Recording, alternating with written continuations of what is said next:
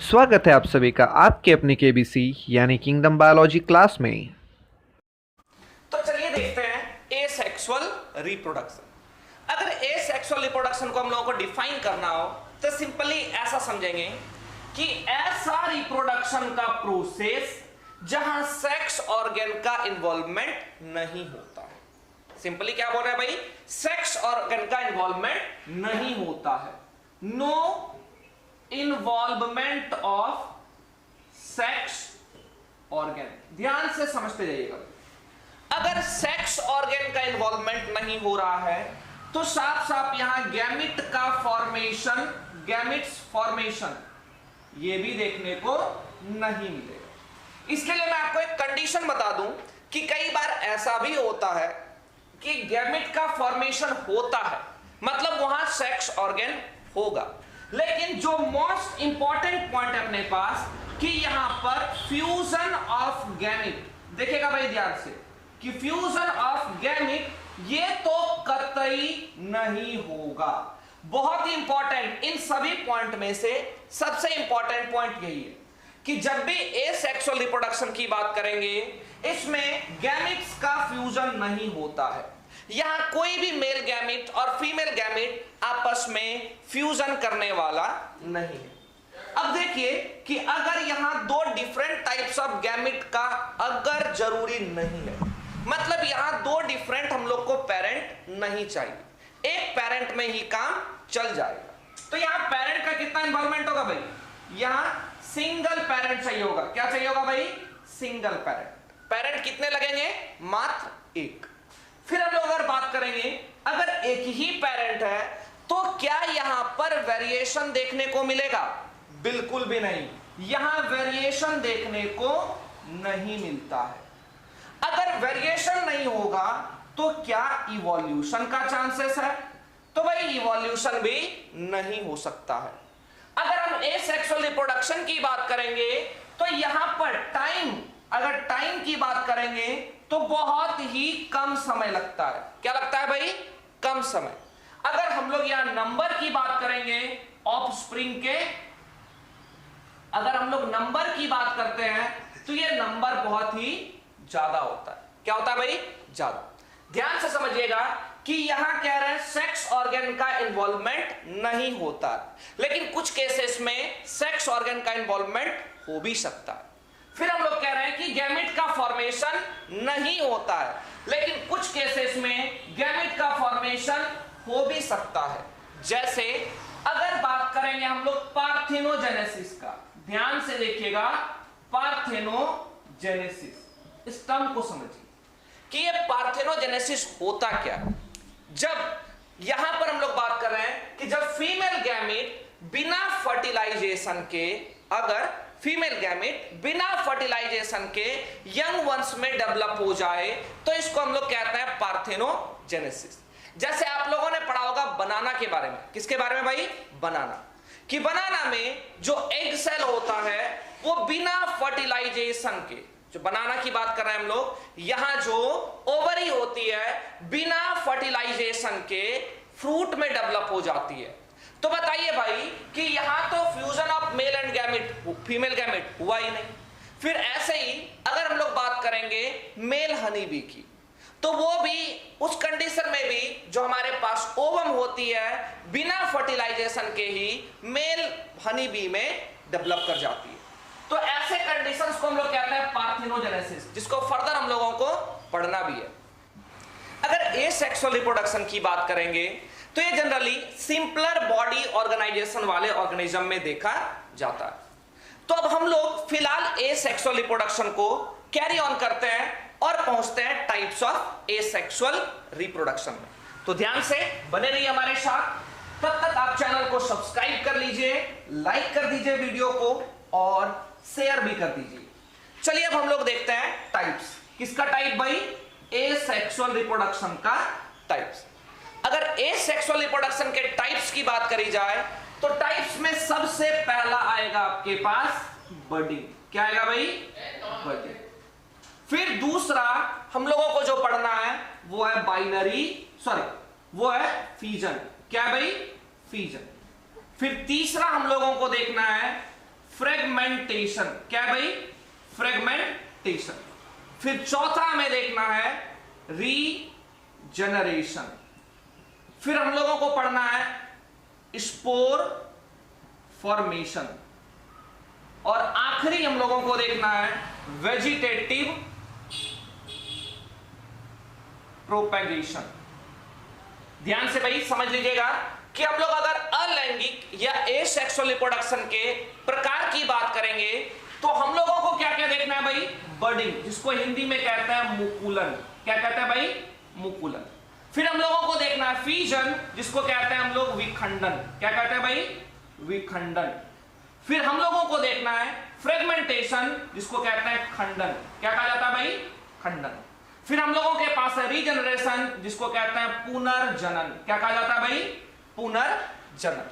फिर हमारे पास है स्पोर फॉर्मेशन, जिसको कहते हैं बीजाणु गठन या फिर बीजाणु जनन। और आखिरी अपने पास वेजिटेटिव प्रोपेगेशन, जिसको कहा जाता है कायिक प्रवर्धन। क्या कहा जाता है भाई? कायिक प्रवर्धन। हम लोगों को इसी 6 को इस एसेक्सुअल रिप्रोडक्शन में पढ़ना है, जिसके बाद हम लोग इस एसेक्सुअल रिप्रोडक्शन को अच्छे तरीके से समझ सकते हैं। तो चलिए एक एक करके हम लोग पढ़ना शुरू करते हैं। सबसे पहले अपने पास टॉपिक है बर्डिंग। आइए देखते हैं बर्डिंग।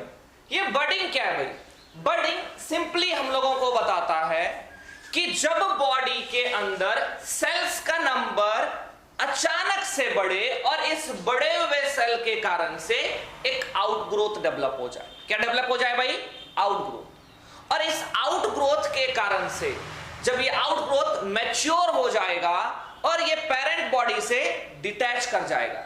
डिटैच करने के बाद जब फेवरेबल कंडीशन मिलता है तो ये एक नए ऑर्गेनिज्म में डेवलप कर जाता है। तो इस प्रोसेस को कहा जाता है बर्डिंग। क्या कहा जाता है भाई? बर्डिंग। इसको हम लोग देखते हैं, यहां समझते हैं थोड़ा सा फिगर के साथ कि जैसे आपके एनसीईआरटी में दिया हुआ है, मान लीजिए कि एक ईस्ट है। क्या है भाई? ईस्ट। अब ईस्ट पर एक आउटग्रोथ निकला। क्या निकला भाई? आउटग्रोथ। इस आउटग्रोथ को कहा जाता है बर्ड। क्या कहा जाता है भाई? बर्ड। अब क्या रहे कि ये बर्ड धीरे धीरे अपना साइज इंक्रीज करता जाएगा। क्या करता जाएगा भाई? इंक्रीज। और जब ये बर्ड मैच्योर हो जाएगा, परिपक्व हो जाएगा, ये बर्ड को हिंदी में कहा जाता है मुकुल। क्या कहा जाता है भाई? मुकुल।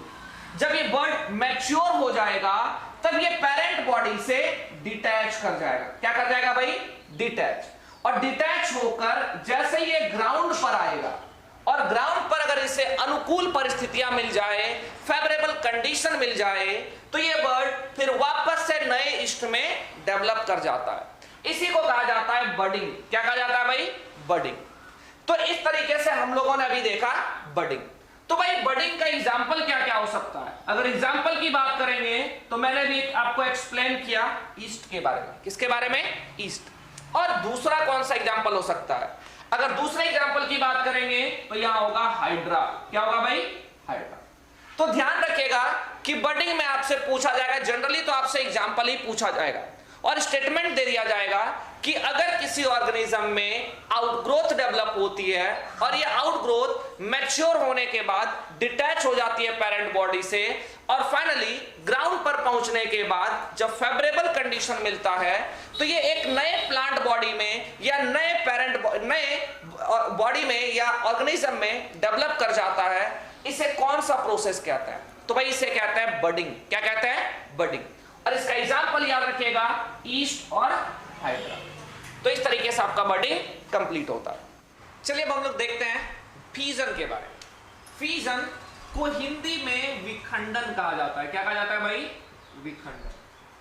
अगर फीजन को हम लोग समझें तो फीजन होता क्या? फीजन सिंपली एक ऐसा एसेक्सुअल रिप्रोडक्शन का प्रोसेस है, अलैंगिक प्रजनन का एक ऐसा प्रक्रिया है जिसमें एक कंप्लीट एंटिटी, सिंगल एंटिटी, एक पूरा ऑर्गेनिज्म दो या फिर दो से अधिक ऑर्गेनिज्म में टूट जाता है। ध्यान सुनिएगा कि एक ऐसा एसेक्सुअल रिप्रोडक्शन का प्रोसेस जिसमें एक ऑर्गेनिज्म दो या दो से अधिक ऑर्गेनिज्म को प्रोड्यूस करता है बाय डिवीजन। किसके द्वारा भाई? डिवीजन के द्वारा। तो फिजन की बात करें तो फिजन दो प्रकार का होता है। पहला तो बाइनरी फिजन और दूसरा मल्टीपल फिजन। नाम से ही क्लियर है भाई, बाइनरी, बाई का मतलब होता है दो। क्या होता है भाई? दो। इसको हिंदी में कहते हैं द्विविखंडन। और दूसरा है अपने पास मल्टीपल फिजन। मल्टीपल का मतलब होता है बहु, तो इसको कहते हैं बहु विखंडन।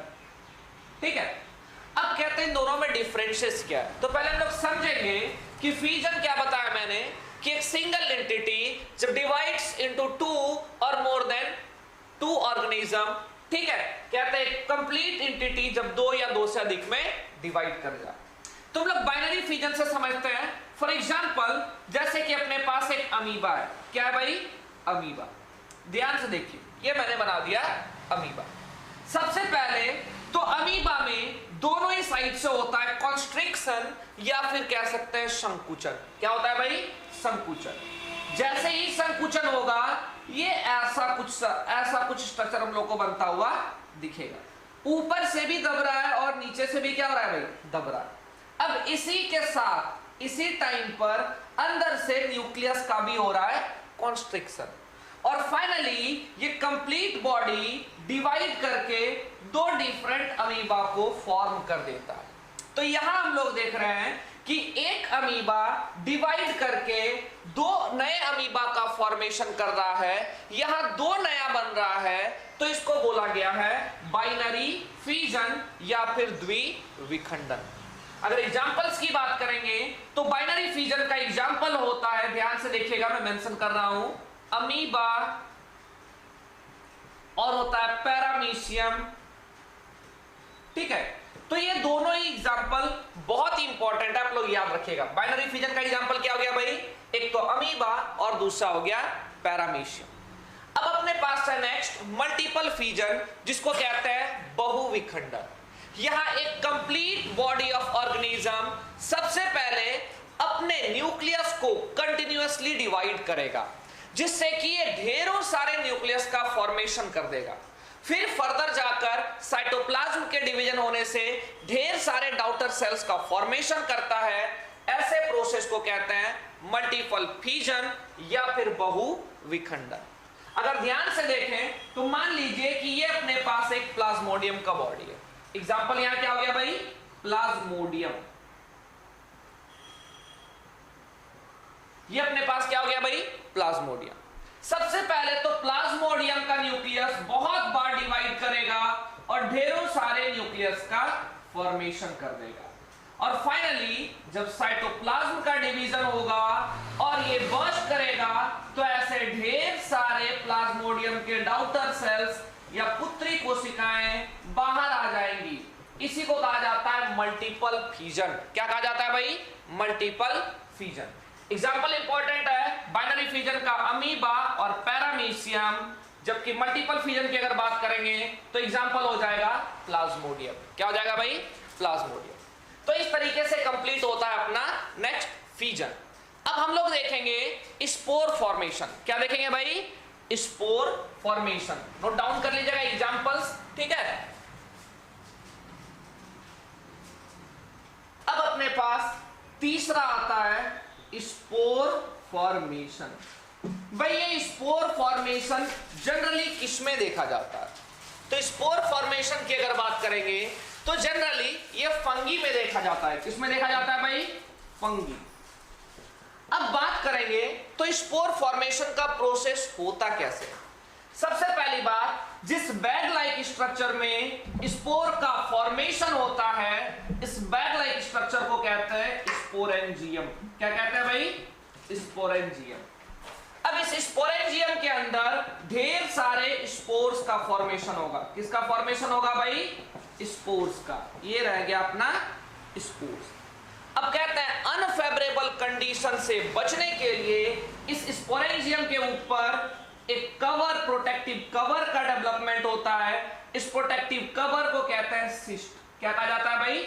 सिस्ट। ध्यान से देखिएगा, सबसे पहले तो स्पोर का फॉर्मेशन जिस डब्बे में होता है उस डब्बे को कहा जाता है स्पोरेंजियम। इसके अंदर हमारे पास ढेरों सारे स्पोर्स होंगे, क्योंकि अनफेवरेबल कंडीशन होता है, तो अनफेवरेबल कंडीशन से बचने के लिए एक प्रोटेक्टिव कवर बना होता है। इस कवर को नाम दिया जाता है सिस्ट। क्या नाम दिया जाता है भाई? सिस्ट। अब जब फेवरेबल कंडीशन आएगा तो ये स्पोरेंजियम बर्स्ट कर जाएगा और यहां से सभी स्पोर्स बाहर निकल जाएंगे।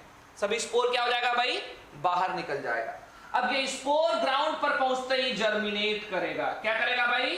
जर्मिनेट करेगा और फिर नए फंगी का डेवलपमेंट हो जाएगा। क्या हो जाएगा भाई?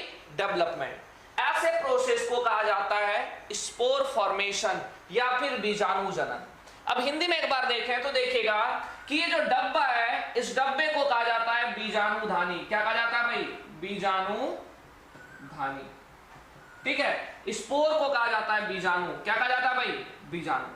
कहते हैं बीजाणुधानी के अंदर स्पोर का फॉर्मेशन होगा या बीजाणु का फॉर्मेशन होगा, और जब इसका विस्फुटन होगा तो सभी बीजाणु बाहर निकल आएंगे और जमीन पर पहुंचते ही अगर अनुकूल परिस्थिति मिल गया तो यह अंकुरित होकर नए फंगी का या कवक का निर्माण कर देगा।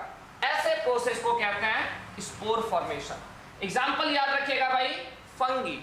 अगर कहीं पर राइजोपस भी लिखा हो तो ऐसा नहीं कि वो एग्जाम्पल नहीं होगा, क्योंकि ये राइजोपस भी किसके अंदर आता है भाई? फंगी के अंदर ही आता है। इस राइजोपस का ही दूसरा नाम है ब्रेड माउल्ड। क्या नाम है भाई?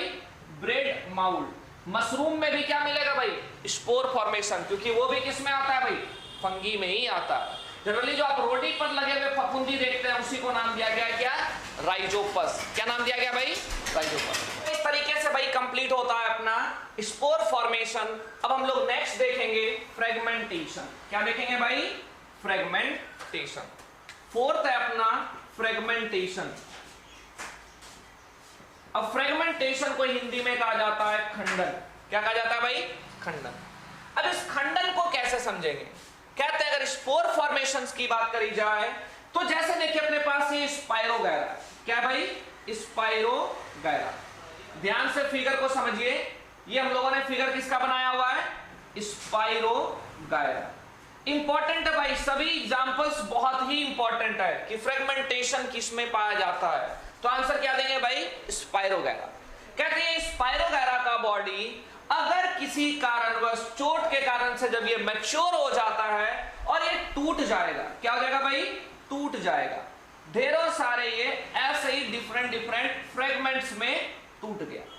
अब सभी टूटे हुए फ्रेगमेंट्स कैपेबल होते हैं वापस से नए कंप्लीट स्पाइरोगैरा को डेवलप करने में, और ऐसे प्रोसेस को कहा जाता है फ्रेगमेंटेशन। क्या कहा जाता है भाई? फ्रेगमेंटेशन। जब बॉडी के फ्रेगमेंट से फिर वापस नए ऑर्गेनिज्म का डेवलपमेंट हो जाए तो हम लोग क्या बोल रहे हैं भाई? फ्रेगमेंटेशन। अब हमारे पास नेक्स्ट है रीजनरेशन। क्या है भाई? रीजनरेशन। तो चलिए देखते हैं नेक्स्ट हम लोग रीजनरेशन। अगर रीजनरेशन की बात करेंगे तो हिंदी में कहते हैं पुनर्जनन। क्या कहता है भाई? पुनर्जनन। अब पुनर्जनन किस में होता है? तो सबसे पहले हम लोग एग्जांपल ही मेंशन कर लेते हैं, प्लेनेरिया। किसमें देखने को मिलेगा भाई? प्लेनेरिया। कैसे? तो समझते हैं। जैसे कि ये प्लेनेरिया का एक ऑर्गेनिज्म, ये पूरा बॉडी, ठीक है। कहते हैं अगर गलती से प्लेनेरिया के बॉडी में कट लग जाए। क्या लग जाए भाई? कट। जैसे ये कट गया 1, 2 और 3 भाग में, तो ये सभी तीनों कटे हुए भाग फिर वापस से नए प्लेनेरिया को डेवलप कर देता है। क्या कर देता है भाई? डेवलप कर देता है। तो देखिए आपके पास यहां नया 3 प्लेनेरिया बन गया। ऐसे को हम लोग कहते हैं रीजनरेशन। क्या कहते हैं भाई? रीजनरेशन। जब बॉडी के कटे हुए भाग से जितने भी भाग में बॉडी कट जाए वो सभी भाग अगर नए प्लेनेरिया में डेवलप हो जाए या नए ऑर्गेनिज्म में डेवलप हो जाए तो इसे कहा जाता है रीजनरेशन। क्या कहा जाता है भाई? रीजनरेशन। अगर स्मॉल स्केल पर देखेंगे तो रीजनरेशन हम ह्यूमंस में भी पाई जाती है। कैसे? अगर हमारे हाथों में कहीं चोट लग जाए और स्किन डिटैच हो जाए तो देखिएगा कुछ दिनों के बाद वापस से स्किन वहां पर आ जाता है। तो ये भी क्या दिखा रहा है भाई? रीजनरेशन। लेकिन यहां कंप्लीट ऑर्गेनिज्म का डेवलपमेंट नहीं हो रहा है। ऐसे एग्जांपल्स की बात करेंगे तो आप छिपकली में देख सकते हैं कि छिपकली का अगर पूंछ कट जाए तो वापस से छिपकली अपना पूंछ डेवलप कर लेती है। तो वहां भी क्या दिख रहा है भाई, रीजनरेशन। लेकिन ध्यान रहे कि वहां रीजनरेशन में किसी नए ऑर्गेनिज्म का फॉर्मेशन नहीं हो रहा। तो इस तरीके से कंप्लीट होता है भाई अपना रीजनरेशन या फिर पुनर्जनन। अब अपने पास नेक्स्ट है वेजिटेटिव प्रोपगेशन। क्या भाई, वेजिटेटिव प्रोपगेशन, हिंदी में जिसे कहा जाता है कायिक प्रवर्धन। वेजिटेटिव प्रोपगेशन हिंदी में क्या कहते हैं भाई, कायिक प्रवर्धन। अब ये कायिक प्रवर्धन या वेजिटेटिव प्रोपगेशन किसके लिए वर्ड लाया गया, तो ध्यान से समझिए कि ये जो आपके पास वेजिटेटिव प्रोपगेशन है या फिर कायिक प्रवर्धन है, ये प्लांट्स के लिए यूज होता है। किसके लिए यूज होता है भाई, प्लांट्स के, पौधों के लिए।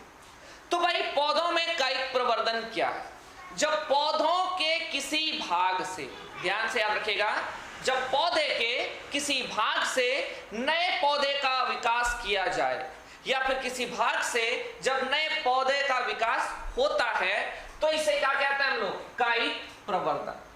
अब बात यह आती है कि पौधे के कौन कौन से भाग नए पौधे में विकसित हो सकते हैं। तो बात करेंगे, सबसे पहला यहां जो भाग है वो है अपने पास लीफ। क्या भाई, लीफ, मतलब कायिक प्रवर्धन पत्तों के द्वारा हो सकता है। दूसरा है अपने पास स्टेम। क्या है भाई, स्टेम, ये जो कायिक प्रवर्धन है वो तना के द्वारा हो सकता है।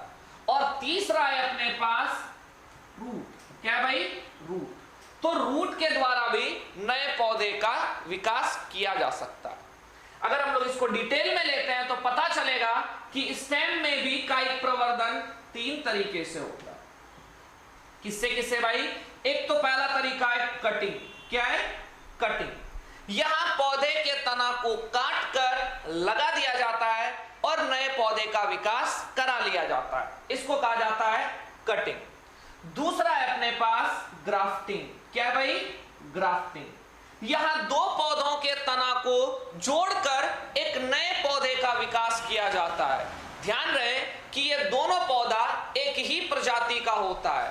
अगर एक पौधा आम का है तो दूसरा भी पौधा आम का ही होगा, ऐसा नहीं है कि आम के साथ आप इमली या कटहल लगा सकते हैं, ठीक है।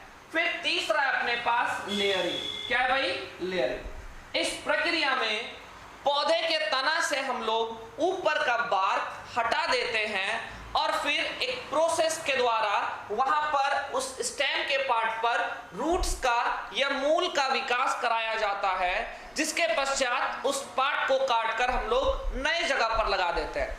अब ये जो रूटेड वाला अपने पास स्टेम जो हम लोगों ने जमीन पर लगा दिया, उससे नए पौधों का डेवलपमेंट हो जाएगा, ऐसे को कहा जाता है लेयरिंग। अभी तीनों प्रोसेसेस को हम लोग थोड़ा डिटेल में भी देखेंगे। फर्दर हम लोग आते हैं रूट पर। अगर रूट से नए प्लांट का विकास होगा तो कहेंगे वेजिटेटिव प्रोपगेशन बाय रूट। अब एक एक करके हम लोग सभी को देख लेते हैं। सबसे पहले लीफ को स्टार्ट करते हैं हम लोग। तो सबसे पहला अपने पास भाई वेजिटेटिव प्रोपगेशन बाय लीफ। क्या पढ़ रहे हैं हम लोग, वेजिटेटिव प्रोपगेशन बाय लीफ। अब देखिए भाई इस वेजिटेटिव प्रोपगेशन में होता क्या है कि यहां पर अपने पास एक लीफ है। क्या है भाई, एक लीफ। ध्यान से देखिए इस फिगर को, और शायद आप लोग इस पत्ते को पहचानते भी होंगे क्योंकि आप लोगों ने 10th में भी इसके बारे में पढ़ा। ये लीफ है भाई अपने पास ब्रायोफाइलम का। किसका लीफ है भाई, ब्रायोफाइलम का एक लीफ है। ध्यान से देखिए कि अपने पास एक पत्ता है और ये पत्ता किसका है भाई, ब्रायोफाइलम का। इस पत्ते पर एडवेंटिशियस बर्ड्स डेवलप हो जाता है। क्या डेवलप हो जाता है भाई, एडवेंटिशियस बर्ड, और उस पर निकल आता है एडवेंटिशियस रूट। क्या निकल आता है भाई, एडवेंटिशियस रूट। कहते हैं कि इस एडवेंटिशियस बर्ड पर, मैं मेंशन कर दे रहा हूं, एडवेंटिशियस बर्ड, इस एडवेंटिशियस बर्ड पर एडवेंटिशियस रूट का डेवलपमेंट होता है। और जब ये एडवेंटिशियस बर्ड डिटैच होकर ग्राउंड पर आता है, कहां आता है भाई, ग्राउंड पर। और जब ग्राउंड पर आने के बाद अगर इस इसे फेवरेबल कंडीशन मिल जाए तो ये वापस से नए प्लांट का डेवलपमेंट कर लेता है। तो इसे हम लोग क्या कह रहे हैं, वेजिटेटिव प्रोपगेशन बाय लीफ। अगर एग्जांपल की बात करेंगे तो एग्जांपल हो गया ब्रायोफाइलम। एग्जांपल क्या हो गया भाई, ब्रायोफाइलम। बहुत ही इंपॉर्टेंट है, एकदम से एग्जांपल याद रखिएगा। अब इसके बाद नेक्स्ट अपना वेजिटेटिव प्रोपगेशन बाय स्टेम। क्या भाई, वेजिटेटिव प्रोपगेशन बाय स्टेम। तो नेक्स्ट देख लेते हैं हम लोग स्टेम। जब स्टेम के द्वारा नए प्लांट का विकास किया जाए तो इसे क्या कहा जाएगा, वेजिटेटिव प्रोपगेशन बाय स्टेम। तो देखते हैं इसमें सबसे पहला हम लोग पढ़ते हैं कटिंग। क्या पढ़ना है भाई, सबसे पहला कटिंग। कि ये कटिंग क्या बता रहा है, कहते हैं कि यहां पर अपने पास एक प्लांट होता है। क्या होता है भाई, प्लांट। इस प्लांट के स्टेम को काट देते हैं। क्या कर देते हैं भाई, काट देते हैं। ये जो प्लांट अपने पास लगा हुआ है इसके स्टेम को काट दीजिए और काटने के बाद इस स्टेम को ग्राउंड पर लगा दीजिए। कहां लगा दीजिए भाई, ग्राउंड पर। और फिर ये जो स्टेम है ये नए प्लांट में विकसित हो जाता है। तो इसे क्या कहा जा रहा है भाई, कटिंग। क्या कहा जा रहा है, कटिंग। तो ये कटिंग किसमें देखने को मिलता है, एग्जांपल्स आप लोग याद रखिएगा। एग्जांपल हो जाएगा रोज। आप लोगों ने शायद ऐसा कभी किया भी होगा कि एक गुलाब का पौधा है, उसे काट कर हम लोग जमीन पर लगा देते हैं तो वापस से हमें एक नए गुलाब का पौधा मिल जाता है। ये कौन सा प्रोसेस है भाई, कटिंग। ऐसा ही आप लोग एग्जांपल देखे होंगे शुगर कैन। किसमें भाई, शुगर कैन। कि एक गन्ने का पौधा है, इसे भी काट कर अगर लगा दिया जाए तो वापस से नए गन्ने का पौधा प्राप्त हो जाता है। तो ये भी क्या है भाई अपना, ये भी हो गया आपका कटिंग। तो इस तरीके से अपना कटिंग कंप्लीट होता है। एग्जांपल्स भाई बहुत ही इंपॉर्टेंट है, आप लोगों को याद रखना है। अब हम लोगों को नेक्स्ट देखना है कटिंग के बाद ग्राफ्टिंग। अगर इस ग्राफ्टिंग को हम लोग समझेंगे तो समझिए ध्यान से कि मान लीजिए कि आपके पास एक ऐसा आम का पौधा है जिसमें आम बहुत बड़ा बड़ा होता है। देखिए भाई मैंने यहाँ एक मैंगो का फोटो बना दिया है। फिलहाल तो लॉकडाउन के कंडीशन में आप लोगों को मैंगो मिले यही बहुत बड़ी बात है। मैंने एक आम का फिगर बनाया हुआ है। कहते हैं एक आम का पौधा था जिस पर आम लगा और आम का आकार बहुत बड़ा है। कहते हैं ढेर सारा इसमें हम लोगों को खाने वाला पार्ट जो मीजोकार्प है वो भी देखने को मिल रहा है। लेकिन ये जो आम है ये हाईली डिस्टेस्टफुल है, किसी टेस्ट का नहीं है। कह रहे हैं कि इसमें ढेर सारे आपको फाइबर्स भी देखने को मिल रहा है और टेस्ट भी जरा सा भी नहीं। तो क्या आप ऐसे आम को खाना प्रीफर करेंगे? मैं तो भाई नहीं कर रहा, तो मेरे हिसाब से आप भी ऐसा प्रीफर नहीं करोगे। और आपके पास एक दूसरा आम का पौधा है जिसमें आम तो भाई बहुत छोटा होता है। क्या होता है? छोटा, लेकिन इसका टेस्ट बहुत बढ़िया है। अब कह रहे हैं कि इस आम में खाने वाला पार्ट तो बिल्कुल भी नहीं है। तो क्या ऐसा भी आम हम लोग ज्यादा प्रीफर करेंगे क्या? नहीं, क्योंकि भाई ऐसे आम का टेस्ट तो भले ही है लेकिन खाने वाले पार्ट में तो भाई बहुत ही कमी है। तो ऐसा एक नया तकनीक लाया गया जिसमें इन दोनों प्लांट के कैरेक्टर्स को मिक्स किया गया और इसी टेक्निक को नाम दिया गया ग्राफ्टिंग। क्या नाम दिया गया भाई? ग्राफ्टिंग। तो आप लोग समझिएगा कि कैसे हम लोग ग्राफ्टिंग करेंगे। सबसे पहले एक आम के पौधे को लिया जाएगा और इस आम के पौधे में ऐसा कटिंग किया जाएगा ताकि एक ग्रुप का फॉर्मेशन हो जाए। और ऐसा प्लांट जिसका रूट पार्ट भी लिया गया हो, ऐसा प्लांट का स्टेम पार्ट जिसका रूट भी लिया गया हो, इसको कहते हैं स्टॉक। क्या कहते हैं भाई? स्टॉक। और उसमें किसी अदर प्लांट का स्टेम को फिक्स किया जाता है। क्या किया जाता है भाई? फिक्स। अब इस ग्रुप में जब इसे फिक्स किया गया तो जिसका सिर्फ और सिर्फ स्टेम वाला पार्ट है इसको कहा जाता है स्कियोन। क्या कहा जाता है भाई? स्कियोन। अब इन दोनों ही पार्ट को वापस से कॉटन वगैरह के द्वारा जोड़ दिया जाता है, बांध दिया जाता है और रेगुलरली इस पर वाटर वगैरह मॉइस्चर बने रहने के लिए छिड़काव किया जाता है। कुछ हफ्ते के बाद हम लोग क्या देखते हैं कि ये दोनों पौधा मिक्स हो गया। मतलब एक ऐसा आम का पौधा जिसमें आम का तो साइज बड़ा था लेकिन टेस्ट नहीं था, और दूसरा ऐसा आम का पौधा जिसमें टेस्ट तो था लेकिन साइज बहुत छोटा था। दोनों ही पौधे को मिक्स कर दिया गया, तो हमारे पास जो रिजल्टेंट पौधा है इसमें जो आम का आकार है वो भी बड़ा है और साथ ही इसका टेस्ट भी काफी अच्छा रह गया।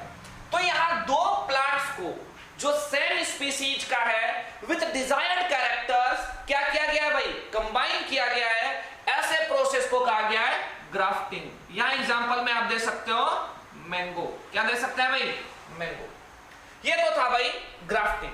तो ग्राफ्टिंग में याद रखिएगा कि ऐसा प्लांट का पार्ट जिसमें रूट भी आया हो, ऐसा स्टेम वाला part, stem with root part is known as stock, while the stem जिसमें रूट पार्ट नहीं है उसको हम लोग कहते हैं स्कियोन। क्या कहते हैं भाई, स्कियोन। ये भी याद रखना है कि ये जो प्रोसेस होता है एक ही स्पीसीज के प्लांट में होगा, किसी डिफरेंट स्पीसीज और प्लांट के बीच में हम लोग नहीं करा सकते हैं। इसके बाद नेक्स्ट है आपके पास ग्राफ्टिंग के बाद लेयरिंग। क्या भाई, लेयरिंग। तो चलिए हम लोग लेयरिंग को समझते हैं थोड़ा। अब नेक्स्ट तीसरा भाई अपने पास लेयरिंग। क्या भाई, लेयरिंग। ये लेयरिंग क्या होता है, कहते हैं लेयरिंग में प्लांट के किसी स्टेम पार्ट को ऐसे तरीके से हम लोग डेवलप करते हैं कि उस स्टेम में रूट आ जाए, और जब स्टेम में रूट आ जाए तो आप उस स्टेम वाले रूट वाले पार्ट को, उस स्टेम को जिसमें रूट आ चुका है उसको आप कट करके हटा दीजिए और वापस किसी अदर जगह पर लगा दीजिए। तो ऐसे प्रोसेस को हम लोग कहते हैं लेयरिंग। इसको फिगर से समझते हैं। तो मैं बता दूं कि लेयरिंग दो तरह का होता है। सबसे पहला तो ग्राउंड लेयरिंग। कौन सा होता है भाई, ग्राउंड लेयरिंग। इस ग्राउंड लेयरिंग में हम लोग क्या करते हैं, तो एक प्लांट को लीजिए और इसके स्टेम को ध्यान से देखिएगा, इसके स्टेम को ग्राउंड में दबा दिया जाता है। कहां दबा दिया जाता है भाई, ग्राउंड में। कहते हैं कि इस स्टेम को आप कहां दबा दीजिए, ग्राउंड में। और थोड़े दिन के बाद हम लोग क्या देखते हैं कि जो पार्ट ग्राउंड के नीचे है उसमें रूट का डेवलपमेंट हो गया है। किसका डेवलपमेंट हो गया भाई, रूट का। अब जब रूट का डेवलपमेंट हो जाए तो आप इस वाले पार्ट को यहां से कट कर दीजिए, तो ये वाला पार्ट नए प्लांट में डेवलप हो जाएगा। ऐसे प्रोसेस को कहते हैं ग्राउंड लेयरिंग, क्योंकि ग्राउंड में दबे स्टेम के पार्ट में जो रूट आया है और इसी के कारण से हम लोग यहां नया प्लांट मिल पा रहा है, तो नाम दिया गया है ग्राउंड लेयरिंग। दूसरा है भाई अपने पास इसमें एयर लेयरिंग। अब भाई ये ग्राउंड लेयरिंग होता किसमें है, तो ग्राउंड लेयरिंग की अगर हम लोग एग्जांपल की बात करेंगे तो एग्जांपल हो जाएगा आपका स्ट्रॉबेरी। क्या हो जाएगा भाई, स्ट्रॉबेरी। ठीक है। अब हम लोग नेक्स्ट आते हैं एयर लेयरिंग में। किसमें आता है भाई, एयर लेयरिंग। अब देखिए ये एयर लेयरिंग होता कैसे है, बी पार्ट है अपना एयर लेयरिंग। मैं फिर से बता दूं कि जरूरी है सबका एग्जाम्पल एकदम से याद रखिएगा। मैं भी जैसे ही सेक्सुअल रिप्रोडक्शन खत्म होता है मैं आप लोगों को लिस्ट प्रोवाइड करूंगा, इस लिस्ट को याद रखिएगा, इससे आपका सारा एग्जाम्पल ही क्लियर हो जाएगा। अब देखते हैं एयर लेयरिंग क्या है। कहते हैं किसी प्लांट के स्टेम को, ध्यान से देखिएगा, किसी प्लांट के स्टेम को सबसे पहले अनबार्क किया जाता है। मतलब आप स्टेम को छील दीजिए। क्या कर दीजिए भाई, छील दीजिए। ऊपर से आप यहां जो इसका बार्क है उसको हटा दीजिए। अब इसके बाद इसको कॉटन वगैरह से लपेट देना है। किससे लपेट देना भाई, कॉटन वगैरह से आप कवर कर दीजिए, या फिर कोई भी ऐसा पदार्थ जो मॉइस्चर को रिटेन करके रख पाए। जैसे आपके पास मॉसेस वगैरह हो जाएगा, स्फेग्नम हो जाएगा, इनमें आपका मॉइस्चर बना रहता है, ऐसे ही किसी चीज से कवर कर दीजिए। अब जरूरी है कि यहां हम लोगों को रूट मिले, तो रूट के डेवलपमेंट के लिए हम लोग इसको किसी ऐसे चीज से कनेक्ट कर देंगे जो यहां पर कंटिन्यूअसली इसको growth hormone, root growth hormone वगैरह प्रोवाइड करता रहे। तो ऊपर में एक घड़े वगैरह में हम लोग वाटर और कुछ प्लांट ग्रोथ हार्मोन, ध्यान से याद रखिएगा भाई, प्लांट ग्रोथ हार्मोन को जिसमें हम लोग घड़े में रखते हैं, इस घड़े से एक पाइप को कनेक्ट कर दीजिए और ये पाइप सारा का सारा प्लांट ग्रोथ हार्मोन कहां देता रहेगा भाई, इस अनबाक्ड वाले पोर्शन पर, जिसको हम लोगों ने किसी मॉइस्चर रिटेनिंग कवर से ढक दिया। तो भाई ये प्लांट ग्रोथ हार्मोन कौन सा हो सकता है? जैसे ऑक्सिन। क्या हो सकता है भाई? ऑक्सिन। ऑक्सिन की अगर बात करेंगे तो ये यहां पर रूट के ग्रोथ में मदद करेगा। एक दो हफ्ते के बाद जब यहां रूट अच्छे तरीके से डेवलप कर जाए तो इस पार्ट को आप काट दीजिए और वापस किसी अदर जगह पर लगा दीजिए, जिससे नए प्लांट का डेवलपमेंट हो जाएगा। ये हो गया आप लोगों का भाई एयर लेयरिंग। क्या हो गया भाई? Air layering. क्योंकि एयर में ये हम लोगों ने ग्राउंड पर इसे नहीं ले गया है, तो यहां एयर में ही रूट का डेवलपमेंट कराया गया है। हवा में ही, मतलब प्लांट का स्टेम जब ऊपर में ही है वहीं पर रूट का डेवलपमेंट कराया गया है और फिर नए प्लांट का डेवलपमेंट कराया गया है। तो इसे नाम दिया गया है एयर लेयरिंग। क्या नाम दिया गया भाई? Air layering. और इस एयर लेयरिंग का एग्जांपल की अगर बात करेंगे तो एग्जांपल हो जाएगा जैस्मीन। क्या हो जाएगा भाई? जैस्मीन। अब हम लोग देखते हैं कि कटिंग और लेयरिंग में क्या डिफरेंस है, जो कई सारे एग्जाम्स में पूछा भी जाता है। What are the differences between cutting and layering? हर एक तरह के एग्जाम्स में ये पूछा जाता है। तो कटिंग में आप देख पा रहे हैं कि जब हम लोगों ने स्टेम को कट किया और इस कट किए हुए पार्ट को अगर हम लोग ग्राउंड पर लेकर जाते हैं तो इस कट किए हुए पार्ट पे कोई रूट नहीं होता। मतलब कि इसको डेवलप करने के लिए, ये जो हम लोगों ने इसे नए जगह पर ले गया है, इसे डेवलप करने के लिए प्लांट से किसी भी तरीके के न्यूट्रिशन का, नरिशमेंट का जरूरत नहीं है। ये जो नया प्लांट यहां डेवलप होगा वो खुद के बदौलत होगा, उसको किसी और से कोई मतलब नहीं है। लेकिन अगर हम लोग लेयरिंग की बात करेंगे तो यहां जब तक रूट ना आ जाए तब तक ये प्लांट से ही न्यूट्रिशन ले रहा होता है। तो ये भाई बेसिक डिफरेंस है। क्या?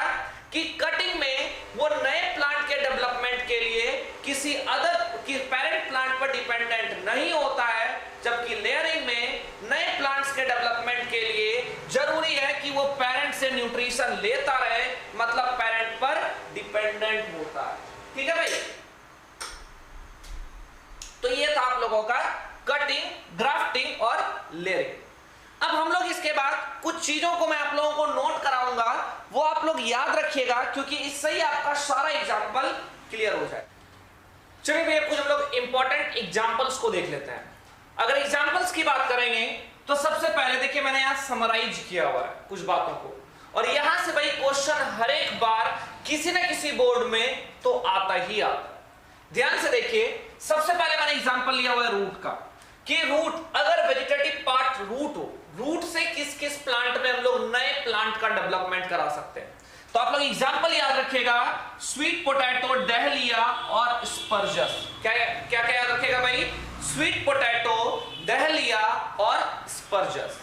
अगर बात करी जाए स्टेम से, तो स्टेम्स में डिफरेंट डिफरेंट नाम दिया गया है। ध्यान से देखिए, तो सबसे पहले ट्यूबर, इस ट्यूबर से किसमें नए प्लांट का डेवलपमेंट कराया जाता है? तो आंसर याद रखिएगा, पोटैटो।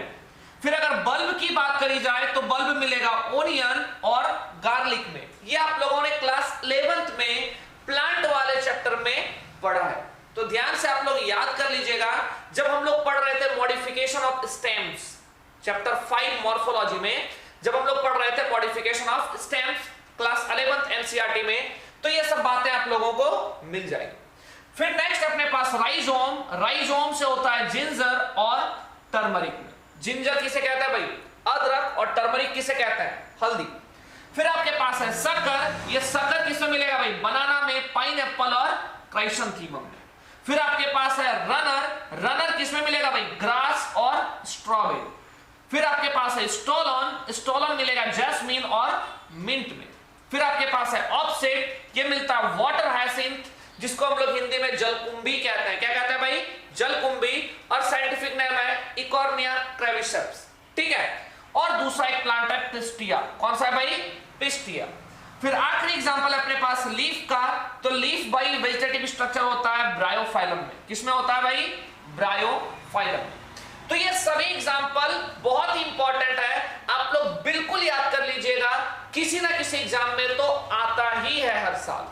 अगर हम लोग और भी ऐसे ही कुछ इंपॉर्टेंट एग्जांपल्स को अगर देखें, वेजिटेटिव स्ट्रक्चर्स को देखें, तो देखिएगा भाई, जैसे आपके पास है जू स्पोर्स। इस जू स्पोर्स के द्वारा नए ऑर्गेनिज्म का डेवलपमेंट होता है क्लेमाइडोमोनास में। किसमें होता है भाई? क्लेमाइडोमोनास में। ये सभी एग्जांपल्स आपके एनसीईआरटी के पहले ही चैप्टर के दूसरे तीसरे पेज में देखिएगा, फोटो के साथ एक्सप्लेन किया गया। तो मैं यहां पर आपको एक समराइज करके यहां लिख दे रहा हूं, ध्यान से इसको देखिएगा। दूसरा आपके पास कोनिडिया, कोनिडिया मिलेगा पेनिसिलियम में। किसमें मिलेगा भाई? पेनिसिलियम। फिर आपके पास है बर्ड्स, बर्ड्स देखने को मिलेगा हाइड्रा में। किसमें मिलेगा भाई? हाइड्रा, जो मैंने अभी एसेक्सुअल रिप्रोडक्शन के दौरान बताया भी। फिर आपको देखने को मिलेगा जेम्यूल्स, और ये मिलेगा स्पॉन्ज में। और आखिरी अपने पास बल्बिल, ये देखने को मिलता है अगेव में। किसमें भाई? अगेव। तो मैंने जो अभी दो एग्जाम्पल बताया आप लोगों को समराइज करके, एक तो पिछला वाला और ये वाला बहुत ही इंपॉर्टेंट है, एकदम से भाई AI है, अति इंपॉर्टेंट। आप लोग इसको याद रख लीजिएगा और मेंशन भी कर लीजिएगा। और इसके बाद मैं एक टर्म जो आपके एनसीईआरटी में दिया हुआ वाटर हाइसिंथ के लिए, वो आपको एक्सप्लेन कर देता हूं कि वाटर हाइसिंथ को टेरर ऑफ बंगाल कहा जाता है। ध्यान से सुनिएगा कि वाटर हाइसिंथ को टेरर ऑफ बंगाल कहा जाता है। ऐसा क्यों? तो ध्यान से समझिए कि वाटर हाइसिंथ का जो ग्रोथ होता है वो इतना रैपिडली होता है, और इस रैपिड ग्रोथ के दौरान वो जितना भी वाटर में डिसॉल्व्ड ऑक्सीजन है वो मैक्सिमम अमाउंट यूटिलाइज कर लेता है, वहां से सभी ऑक्सीजन को ड्रेन आउट कर लेता है। तो सारे अदर ऑर्गेनिजम्स वहां मरने लगते हैं और वहां का इकोसिस्टम बिगड़ने लगता है। इस कारण से इसे कहा जाता है टेरर ऑफ बंगाल। क्या कहा जा रहा है भाई? Terror of Bengal. सिंपली ऐसा नहीं कि सिर्फ बंगाल के लिए प्रॉब्लम है, ये प्लांट जिस जगह पर भी लग जाता है ये इतना स्पीड से ग्रोथ करता है, जितना आप स्पीड से आप इसको रिमूव नहीं कर पाएंगे उससे दोहरे स्पीड में ये वापस से उस जगह को कवर कर लेता है। तो ये काफी परेशान करने वाला प्लांट है। अब चलिए हम लोग शुरू करते हैं सेक्सुअल रिप्रोडक्शन। अभी तक हम लोगों ने देखा एसेक्सुअल रिप्रोडक्शन के बारे में, अब हम लोग पढ़ेंगे सेक्सुअल रिप्रोडक्शन के बारे में। तो सेक्सुअल रिप्रोडक्शन की अगर बात करी जाए तो सिंपली हम लोग ऐसे डिफाइन करेंगे, जहां सेक्स ऑर्गन का इन्वॉल्वमेंट होगा, जहां गैमेट का फॉर्मेशन होगा, जहां फ्यूजन ऑफ गैमेट्स देखने को मिलेगा, और यहां पर एक मेल गैमेट होगा और दूसरा क्या होगा भाई? Female gamete. तो मतलब यहां एक मेल भी होगा और दूसरा क्या होगा? फीमेल। अगर मेल और फीमेल एक ही प्लांट में हो या एक ही ऑर्गेनिज्म में हो तो इसे बाइसेक्सुअल कहा जाएगा। अगर ये अलग अलग प्लांट में या अलग अलग ऑर्गेनिज्म में है तो इसे यूनिसेक्सुअल कहा जाएगा। तो जब यहां मेल अलग है, फीमेल अलग है और यहां फ्यूजन देखने को मिल रहा है तो यहां भाई आपको वेरिएशन मिलेगा। क्या मिलेगा भाई? वेरिएशन। अगर वेरिएशन देखने को मिलता है तो यहां मिलेगा इवोल्यूशन। क्या मिलेगा? इवोल्यूशन। ये मोर टाइम कंज्यूमिंग होगा, यहां बच्चों का संख्या, ऑफस्प्रिंग का संख्या वो थोड़ा क्या होगा? कम होगा। क्या होगा भाई? कम। तो ध्यान से देखिए, सेक्सुअल रिप्रोडक्शन मतलब इन्वॉल्वमेंट ऑफ सेक्स ऑर्गन्स। अगर सेक्स ऑर्गन का इन्वॉल्वमेंट हुआ है तो होगा फॉर्मेशन ऑफ गैमेट्स। अगर गैमेट का फॉर्मेशन हुआ है तो देखने को मिलेगा फ्यूजन ऑफ गैमेट्स। अगर यहां गैमेट है तो गैमेट दो तरह का होगा, एक तो मेल गैमेट और दूसरा फीमेल गैमेट। अगर मेल और फीमेल एक में ही मिले, अगर मेल और फीमेल एक में ही मिले, एक ही पेरेंट में मेल भी हो और फीमेल भी हो, तो इसे कहा जाएगा बाइसेक्सुअल। क्या कहा जाएगा भाई? बाइसेक्सुअल। अगर मेल अलग हो और फीमेल अलग हो, ठीक है भाई, अगर मेल अलग हो और फीमेल अलग हो तो ऐसे कंडीशन को कहा जाएगा यूनिसेक्सुअल। क्या कहा जाएगा भाई? यूनिसेक्सुअल। यहां दो गैमेट का रिक्वायरमेंट हो रहा है, फ्यूजन हो रहा है, तो यहां वेरिएशन भी देखने को मिलेगा। क्या मिलेगा भाई? वेरिएशन। अगर वेरिएशन हो रहा है तो यहां इवोल्यूशन भी होगा। क्या होगा भाई? इवोल्यूशन। अब कहते हैं यहां पर टाइम ज्यादा लगेगा। टाइम क्या लगेगा भाई? ज्यादा। और ऑफस्प्रिंग का नंबर क्या होगा भाई? कम। ऑफस्प्रिंग का नंबर क्या होगा? कम। कहते हैं ये जो सेक्सुअल रिप्रोडक्शन होता है ये हायर ऑर्गेनिजम्स में देखने को मिलता है जिनका बॉडी डिजाइन थोड़ा कॉम्प्लेक्स होता है। अगर हम लोग सेक्सुअल रिप्रोडक्शन की बात करेंगे तो ऐसे ऑर्गेनिज्म जिनमें सेक्सुअल रिप्रोडक्शन देखने को मिलता है, उन ऑर्गेनिजम्स के लाइफ स्पैन को 3 पार्ट्स में डिवाइड किया गया या 3 फेजेस में डिवाइड किया गया। आइए देखते हैं कौन कौन सा फेज है। Phases of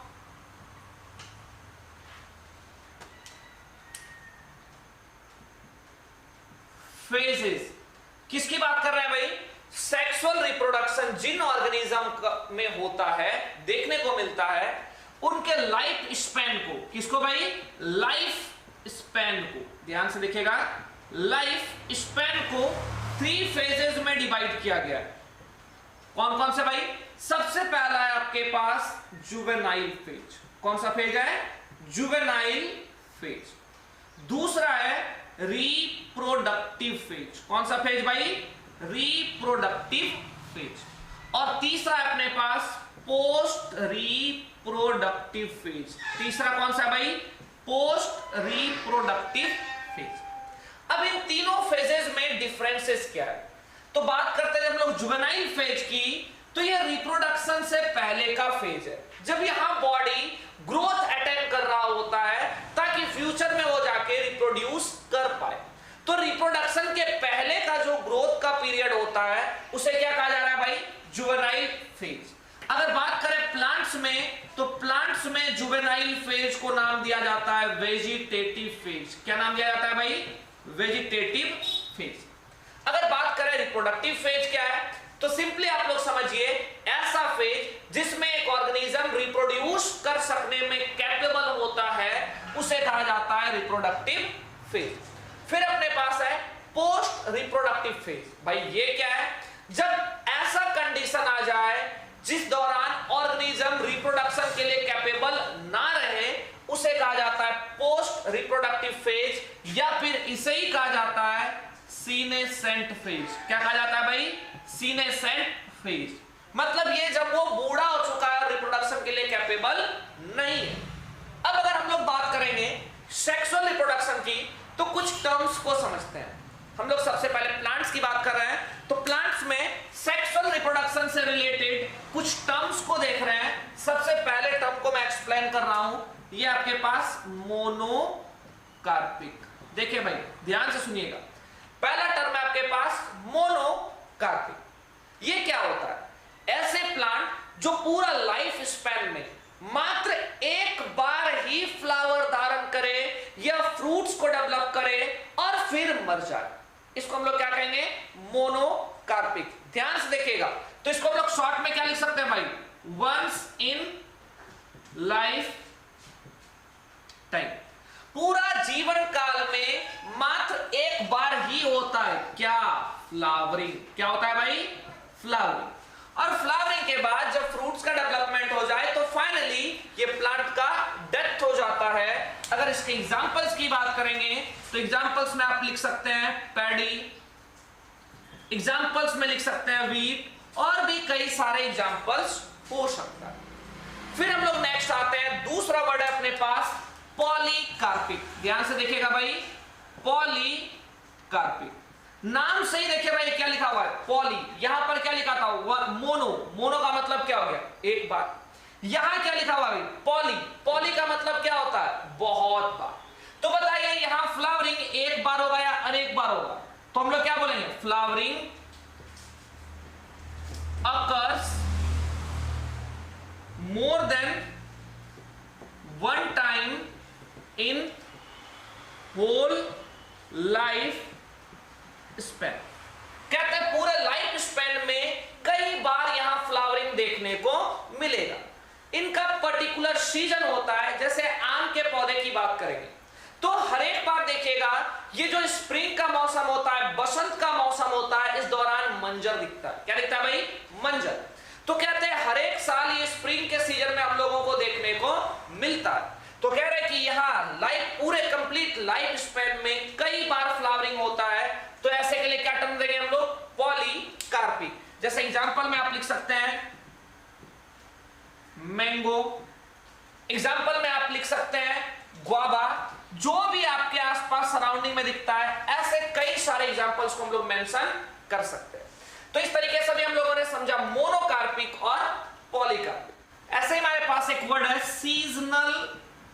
breeder.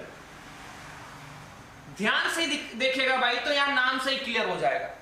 ऐसे ऑर्गेनिज्म या ऐसे एनिमल्स जो किसी साल में पर्टिकुलर सीजन में ही, पर्टिकुलर टाइम में ही सिर्फ ब्रीड करेगा, उसे क्या कहा जाएगा भाई? Seasonal breeder. तो क्या लिख सकते हैं इसके लिए? Breeds in particular season. किसी एक पर्टिकुलर सीजन में ही अगर ब्रीड करता हुआ मिले तो हम लोग क्या बोलेंगे भाई? Seasonal breeder. एग्जाम्पल में मेंशन कर सकते हैं आप लोग डॉग। क्या मेंशन कर सकते हैं भाई? डॉग। फिर ऐसा ही अपने पास एक वर्ड मिलेगा कंटिन्यूअस ब्रीडर। क्या मिलेगा भाई? Continuous breeder. कहते हैं ये साल में किसी पर्टिकुलर सीजन में ब्रीड नहीं करेगा, ये continuously through out the year breeding करता रहेगा। तो क्या लिखेंगे भाई? Breeds continuously through out the year. पूरा साल ये ब्रीड कर सकता है, पूरे साल में किसी भी सीजन में ये ब्रीडिंग करने में कैपेबल होता है, इसलिए यहां पर क्या बोला गया भाई? Continuous breeder. या एग्जांपल की बात करेंगे तो आप कैटल्स लिख सकते हैं। क्या लिख सकते हैं भाई? कैटल्स, मवेशी, गाय, भैंस इसमें आ जाएगा। तो इस तरीके से हम लोगों ने और भी दो वर्ड को देखा, सीजनल ब्रीडर और कंटिन्यूअस ब्रीडर। एकदम एनसीईआरटी का मैं एक एक लाइन समझा रहा हूं, ध्यान से सुनते चलिएगा। अब देखते हैं एनसीईआरटी का दो पॉइंट जो काफी इंपॉर्टेंट है। एक तो आपके लिए बंबू के लिए दिया हुआ है। क्या चीज से रिलेटेड दिया हुआ भाई? बंबू। अगर इस बंबू प्लांट की बात करेंगे तो ये पूरे लाइफ टाइम में मात्र एक बार ही फ्लावरिंग करता है। कितने बार भाई? एक बार। और इसका लाइफ स्पैन होता कितना लंबा है भाई? लगभग 50 से 100 साल का। कहते हैं इस 50 से 100 साल के बीच में फ्लावरिंग सिर्फ एक बार ही होती है। Flowering occurs only once in life span. कहते हैं पूरे जीवन काल में मात्र एक बार ही फ्लावरिंग होता है, और इसका जीवन काल कितना लंबा होता है भाई? 50 से 100 साल का। अब अगर हम लोग बात करेंगे नेक्स्ट, तो अपने पास एग्जांपल दिया हुआ है नीला कुरंजी। ध्यान से देखिएगा भाई, नीला कुरंजी जिसका साइंटिफिक नेम है स्ट्रोबिलेंथस कुंतियाना। देखिएगा ध्यान से भाई, स्ट्रोबिलेंथस कुंतियाना ये साइंटिफिक नेम है। तो पहला लेटर जो जीनस का होगा वो कैपिटल होगा, और स्पेसिफिक एपिथेट का पहला लेटर स्मॉल होगा। सेपरेटली अंडरलाइन करेंगे क्योंकि मैंने साइंटिफिक नेम लिखा है। कहते हैं अगर इस नीला कुरंजी प्लांट की बात किया जाए तो ये 12 साल में एक बार फ्लावरिंग करता है। 12 इयर्स में कितना बार भाई? फ्लावर्स इन कितने साल? 12 साल। 12 साल में इसमें फ्लावरिंग एक बार होता है। और कहते हैं कि इस फ्लावर को देखने के लिए लोग दूर दूर से आते हैं। तो भाई दूर दूर से अगर आ रहा है तो ये फ्लावर लगता कहां है? तो ये भी याद रखिएगा, केरला, कर्नाटका और तमिलनाडु। ध्यान से याद रखिएगा भाई, स्टेट का नाम केरला, कर्नाटका और तमिलनाडु में एक प्लांट है जिसका नाम है नीला कुरंजी, जो 12 साल में एक बार फ्लावरिंग करता है। कहता है पिछली बार ये 2006 में फ्लावरिंग किया हुआ था। कब भाई? 2006। फिर सोचिए कब हुआ होगा? फिर 2018 में हुआ होगा। और अब नेक्स्ट जो इनमें फ्लावर्स देखने को मिलेगा वो मिलेगा 2030 में। तो अगर आपसे कोई पूछ दे कि भाई नीला कुरंजी नेक्स्ट टाइम कब फ्लावरिंग करेगा, तो इंपॉर्टेंट है ये ईयर भाई 2030 में। तो ये दो पॉइंट भी काफी इंपॉर्टेंट है, दोनों को ही आप लोग याद रखिएगा। फिर हम लोग नेक्स्ट पॉइंट की तरफ चलते हैं, जो है आपका ऑयस्ट्रस साइकिल और एक है मेंस्ट्रुअल साइकिल। तो देखिएगा भाई, मैं लिख रहा हूं यहां ऑयस्ट्रस साइकिल और दूसरा लिख रहा हूं मेंस्ट्रुअल साइकिल। ध्यान से देखिएगा ये साइकिल है क्या? तो कहते हैं ये दोनों का दोनों ही रिप्रोडक्टिव साइकिल है। दोनों का दोनों क्या है भाई? Reproductive cycle. अब भाई जब दोनों रिप्रोडक्टिव साइकिल है तो दोनों होता किसमें है? तो बात करेंगे ये ऑयस्ट्रस साइकिल नॉन प्राइमेट्स में होता है। किसमें होता है भाई? नॉन प्राइमेट्स में। तो ये मेंस्ट्रुअल साइकिल किसमें होगा भाई? ये होता है प्राइमेट्स में। किसमें भाई? प्राइमेट्स में। अब ये नॉन प्राइमेट्स कौन कौन है? तो नॉन प्राइमेट्स की अगर हम लोग बात करेंगे तो काऊ हो गया, अगर हम लोग बात करेंगे बफेलो की तो बफेलो हो गया। तो इन सब को हम लोग क्या बोल रहे हैं? Non primates. क्या बोल रहे हैं भाई? Non primates. अगर हम लोग यहां प्राइमेट्स की बात करेंगे तो इसमें मंकी आ जाएगा, इसमें एप्स आ जाएगा, इसी में ह्यूमन आ जाएगा। तो इसको हम लोग कैसे डिफाइन करेंगे? बोलेंगे कि नॉन प्राइमेट्स में रिप्रोडक्टिव साइकिल को ओएस्ट्रस साइकिल कहा जाता है और प्राइमेट्स में रिप्रोडक्टिव साइकिल को मेंस्ट्रुअल साइकिल कहा जाता है। हम लोगों को इस साइकिल के बारे में डिटेल में भी थोड़ा पढ़ना है, वो पढ़ेंगे चैप्टर हम लोग 3rd में। फिलहाल तो आप लोग इतना ही याद रखिए कि नॉन प्राइमेट्स के रिप्रोडक्टिव साइकिल को ओएस्ट्रस साइकिल कहा जाता है, प्राइमेट्स के रिप्रोडक्टिव साइकिल को मेंस्ट्रुअल साइकिल कहा जाता है। इनका एग्जांपल्स याद रखिए। अब हम लोग एक बेसिक सा डिफरेंस की बात कर लेते हैं, जो बस सुनिए, ये हम लोग डिटेल में हम लोग चैप्टर 3rd में पढ़ेंगे। कहते हैं जब ओएस्ट्रस साइकिल होती है तो इस दौरान ब्लीडिंग नहीं होता है, कहते हैं ब्लड बाहर नहीं आएगा, लेकिन मेंस्ट्रुअल साइकिल के दौरान ब्लड बाहर आती है। मेंस्ट्रुअल साइकिल की अगर हम लोग बात करेंगे तो ये 28 दिन का साइक्लिक पीरियड होता है, लेकिन यहां ऐसा कुछ भी नहीं होता। तो इन सब बातों को और डिटेल में जानेंगे चैप्टर 3rd में। फिलहाल तो हम लोग इन दोनों टर्म्स को समझ चुके हैं। इसके बाद नेक्स्ट टॉपिक है अपना इवेंट्स ऑफ सेक्सुअल रिप्रोडक्शन। ये टॉपिक बहुत ही इंपॉर्टेंट है, इससे बोर्ड्स में भी क्वेश्चन आता है और नीट यूजी मतलब आपके मेडिकल के एग्जाम्स में भी क्वेश्चन आता है। तो इस टॉपिक को जरूर देखिएगा आप लोग नेक्स्ट वीडियो में। होप कि आप लोगों को ये वीडियो काफी अच्छे तरीके से समझ में आया हो, और अच्छे तरीके से अगर मैं समझ में आया तो आप लोग वीडियो को लाइक कीजिए, सब्सक्राइब कीजिए चैनल को, और वीडियो को ढेर सारा प्यार के साथ शेयर कीजिए, और साथ ही आप लोग बेल नोटिफिकेशन बटन को भी दबाइए ताकि आप लोग को नोटिफिकेशन मिलता रहे।